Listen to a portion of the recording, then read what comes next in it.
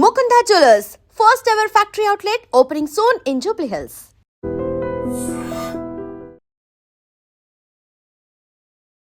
హిమాలయాల్లో 60 ఏళ్ల క్రితం వదిలి వెళ్లిపోయిన అనుధార్మిక పరికరం ఇప్పుడు గంగా నదికి ముప్పుగా మారింది.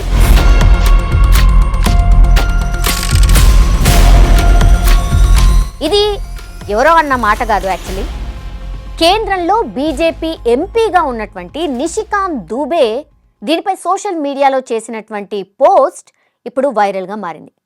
అసలు ఈ అణు రహస్యం ఏంటో ఒకసారి తెలుసుకునే ప్రయత్నం చేద్దాం. 1960లో ప్రచండ యుద్ధం కొనసాగుతున్న టైంలో చైనా అణు కార్యక్రమం స్టార్ట్ చేసింది. దీనికి వ్యతిరేకంగా పెద్ద ఎత్తున చాలా ఆందోళనలు కూడా జరిగినాయి. చైనాపై నిఘా పెట్టేందుకు అమెరికా సిఐఏ అట్లాగే భారత ఇంటెలిజెన్స్ బ్యూరో అంటే ఐబీ అంటారు కదా, అవి కలిసి ఒక కోవట్ ఆపరేషన్ చేసినాయి.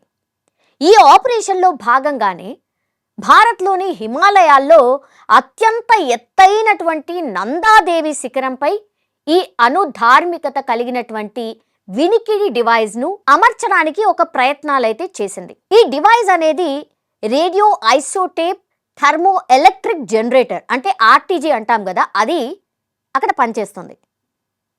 దీనికి కిలోల్లో ప్లూటోనియం కావాలి. సరిహద్దు వెంట చైనా క్షిపణులు కావచ్చు, అణు పరీక్షలపై కావచ్చు, నిఘా ఉంచే సెన్సార్లకు ఇది ఎంతో కీలకమైనటువంటి అంశం.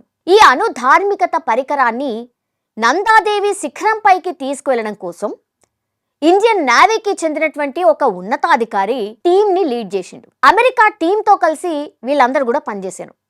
వీళ్ళందరూ కలిసి ఆ శిఖరంపై 4వ క్యాంప్ వరకు ఆర్టీజీతో పాటుగా యాంటీనా కావచ్చు, 7 ప్లూటోనియం క్యాప్సూల్స్, అలాగే 2 ట్రాన్స్ రిసీవర్లు సెట్లను అక్కడికి తీసుకువెళ్ళగలిగారు. ఇక అక్కడి నుంచి హిమాలయ పరిసర ప్రాంతాల్లో ఉండే షేర్పాల సహాయంతో శిఖరంపైకి వెళ్లాలని పూర్తిగా ప్లాన్ కూడా చేసేసారు.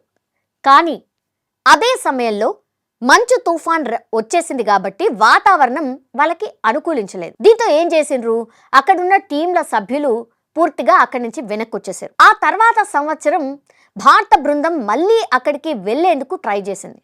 కానీ ఆ పరికరం అక్కడ కనిపించలేదు. అయితే మంచు తుఫాన్ వల్ల అది కొట్టుకుపోయి ఉంటుందని అనుమానించారు అప్పట్లో. అలాగే అక్కడ న్యూట్రాన్ డిటెక్టర్లతో వెతికినా కూడా ప్లూటోనియం అక్కడ కనిపించలేదు. దీంతో వాళ్ళు షాక్ అయిపోయారు, అసలు ఎక్కడికి వెళ్ళిపోయింది ఏంటి అని. అప్పటి నుంచి ఆ డివైస్ మిస్టరీగానే ఉండిపోయింది. అయితే ఆ డివైస్లో ఉన్న ప్లూటోనియం PU-239 అనేది అమెరికా నాగసాకి పైకి ప్రయోగించిన అణుబాంబులో 3వ వంతు ప్లూటోనియంకు సమానం కావడం ఇక్కడ గమనించాల్సినటువంటి అంశం. రేడియో ఐసోటోపీ థర్మో ఎలక్ట్రిక్ జనరేటర్ అంతరిక్ష ప్రయోగాలు లేదా సోలార్ పవర్ పనిచేయని మారుమూల ప్రాంతాల్లో కరెంటు ఉత్పత్తి చేసేందుకు జనరల్గా వాడుతుంటారు. ఇది కొన్ని దశాబ్దాల వరకు విద్యుత్ను ఉత్పత్తి చేసే సామర్థ్యం ఉంటుంది. ఇది అణుబాంబు తరహాలో పేలేది కాకపోయినప్పటికీ కూడా ఈ పరికరం దెబ్బతింటే దాని నుంచి వచ్చే రేడియేషన్ చాలా చాలా ప్రమాదకరం.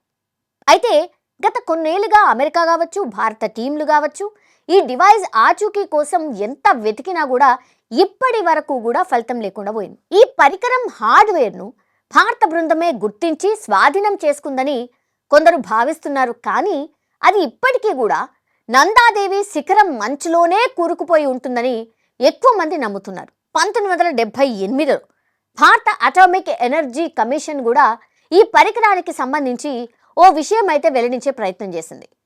స్థానిక నదీ జలాల్లో ప్లూటోనియం కలిసినట్టు ఆనవాళ్లు లేవని కూడా తెలియజేసింది. కానీ ఆ పరికరం ఏ ప్రాంతంలో ఉందనే దాని గురించి మాత్రం ఇప్పటి వరకు ఎవరికి క్లారిటీ లేదు. రిషిగంగా, ధౌలిగంగా నదులు అనేవి నందాదేవి, హిమనీ నదాల నుంచి వస్తూ ఉంటాయి. ఆ తర్వాత ఈ 2 కూడా అలకనంద, భగీరథలో కలిసిపోతూ ఉంటాయి. అప్పుడు దీన్ని గంగా నదిగా పిలుస్తూ ఉంటారు. ఈ నది నీటిని దేశంలో కోట్లాది మంది వాడుతుంటారు. ఆర్టీజీ డివైస్ మంచు ఫలకాల కింద కూరుకుపోయి లోతులో సమాధి అయి ఉంటుంది. దానివల్ల తక్షణమే ముప్పు ఉండదని ఒకవైపేమో నిపుణులు చెప్తున్నారు.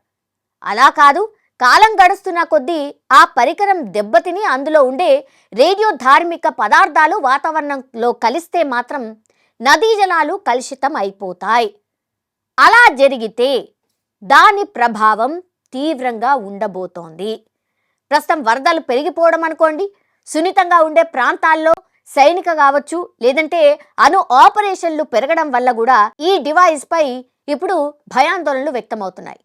సో హిమాలయాల్లో విస్ఫోటనం జరిగే అవకాశం ఉంది. హిమాలయాల్లో అణుబాంబు ఉంది, అది ఏ క్షణమైనా పేలొచ్చు అన్న వార్త ఇప్పుడు ఎక్కువగా సర్క్యులేట్ అవుతోంది. చూడాలి మరి సైన్స్కి సంబంధించిన నిపుణులు చెప్తున్నారు. అట్లాగే చాలామంది నిపుణులు ఏం చెప్తున్నారంటే ఏదో జరగబోతోంది హిమాలయాల్లో, ఏదైనా జరగవచ్చు, వాతావరణంలో పెను మార్పులు జరుగుతున్నాయి కాబట్టి హిమాలయాల్లో ఒకవేళ ఈ అణుబాంబు పేల్తే గనక ప్రాణ నష్టం భయంకరంగా ఉండబోతోంది. దగ్గర ఆ చుట్టుపక్కల ఉన్న ఎన్నో ప్రాంతాలు కనబడకుండా పోవచ్చు. దాదాపుగా 2 లక్షల మంది చనిపోవచ్చు. ఏదన్నా జరిగే అవకాశం ఉందని ఇప్పుడు ఒక భయం అయితే అక్కడ హిమాలయ పరిసరాల్లో కనిపిస్తోంది.